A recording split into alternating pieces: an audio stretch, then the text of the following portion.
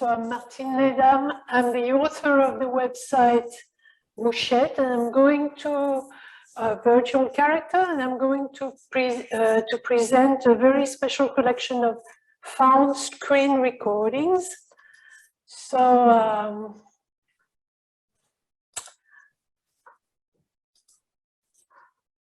so Mouchette is a character that was created in a virtual character, online virtual character created in 1996. The domain started in 1999, and one characteristic of the site is it has a very strange circulation, a lot of hidden links. For example, here, if you want to visit it, like look for the links which are not signaled by anything.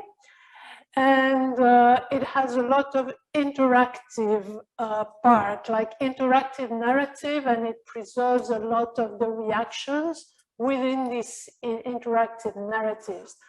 So concerning screen recordings, I wouldn't say I make them to preserve the site. I preserve the site in many different ways. Sometimes I do use screen recordings as a default situation. For example, if I have to make a presentation like this one, then it helps not to have to click and encounter things, unexpected things, because a lot of things should be unexpected. In Mouchette should be unexpected. What I preserve myself is the database and the interactive stories. So what the very special thing that happened and that I want to show you today is a collection of screen recordings which have been found, so unsolicited. And which I have sort of reintegrated as a part of the work of art. And I'm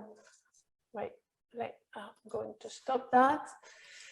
So, and called Visions of Mouchette. So Visions of Mouchette is that collection. I made it, that collection of screen recordings. So here is, for example, Vika, a young Russian girl who is going to present her screen, what she has recorded. And in that website, you have a collection of about 15 different screen recordings which were found online, mostly by Russian kids, Russian young people.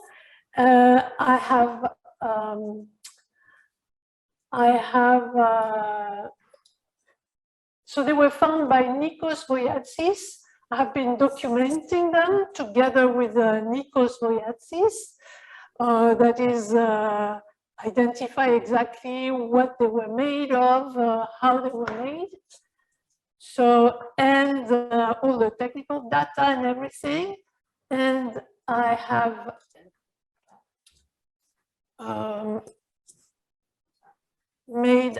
got a professional translation, subtitles made, and I'm integrating them as